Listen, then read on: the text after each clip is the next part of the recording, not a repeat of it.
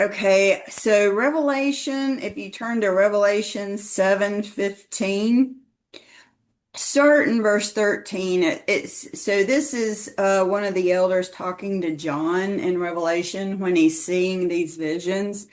And then it says, so what's already happened here is the 144,000 physical Israelites have already been sealed. So we're at the beginning of the seventh seal or the great day of Yah's wrath. They've already been sealed.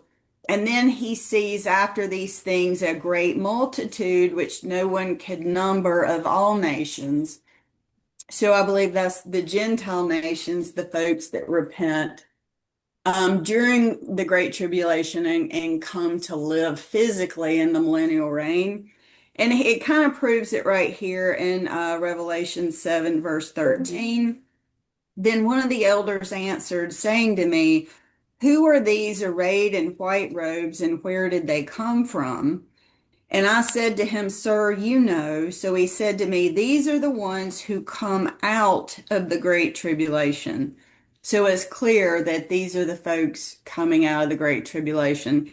And that can't be speaking of the bride. Now, yes, some few in the bride give their lives during the great tribulation and some are protected, but the vast majority of the bride is already dead. You have the fathers from Abel on. So most of them have been dead way prior to the Great Tribulation starting. So it says, "These are the ones who come out of the Great Tribulation and washed their robes and made them white in the blood of the Lamb. They repented and started obeying. Therefore, they are before the throne of Elohim and serve him day and night in his temple, and he who sits on the throne will dwell among them. They shall neither hunger any more nor thirst any more. The sun shall not strike them, nor any heat. For the Lamb who is in the midst of the throne will shepherd them and lead them to living fountains of water, and Yah will wipe away every tear from their eyes." So this points you back to Revelation 21 and 22. It's that same language. So this, it to me, it's they've won their salvation as well. They're going to live physically into the millennium, but I think these folks do eventually die in the millennium, but they have won their salvation, right? So when the second resurrection comes along, they're definitely some of the sheep.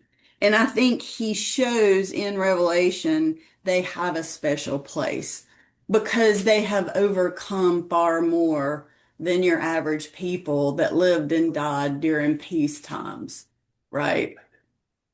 Okay. So, um, and then if you jump to Revelation 21, now this is after. So Revelation 21, verse 1 shows you there's already the new heaven and the new earth, and the Father has come down to earth. And it says, if that's Revelation 21, 1, it's the new heavens and the new earth. Revelation 21, 3, "Behold, the tabernacle of Elohim is with men." And of course, that tabernacle is the New Jerusalem. "And he will dwell with them, and they will be his people. And Yah himself will be with them and be their Elohim." And this is the Father. And here's the same language we just heard. "And Yah will wipe away every tear from their eyes. There shall be no more death, nor sorrow, no crying, no more pain, for the former things have passed away." Passed away when he burned up all wicked, the heavens and the old earth, right? "And he who sat on the throne said, Behold, I make all things new." And then, it goes on. And then if you jump to Revelation 22, 2, or Revelation 22, this is the scriptures that I believe y'all connected in my mind to understand who these folks are. So back to Revelation 6, verse 15, that key word, "They are before the throne of Elohim and serve him day and night." They serve him. And then Revelation 22, verse 3. And there shall be no more curse, but the throne of Elohim and of the Lamb shall be in it. This is the New Jerusalem. And his servants shall serve him. They shall see his face, and his name shall be on their foreheads. There will be no more night there. They won't need a lamp or light of the sun, for Yah gives them light, and they shall reign forever and ever. Now that's pointing back to the bride reigning forever and ever. But it seems to me that the servants are the folks that live physically, that repented and live physically into the kingdom. So the Father, the Son, and the bride will be on the throne. And then, of course, they will have servants. And I don't mean that in a bad way. We'll get into in Ezekiel that the Zadoks will serve Yahusha at his table. It's a great honor to live right around the temple and then come in and be able to see him and at his table with his bride.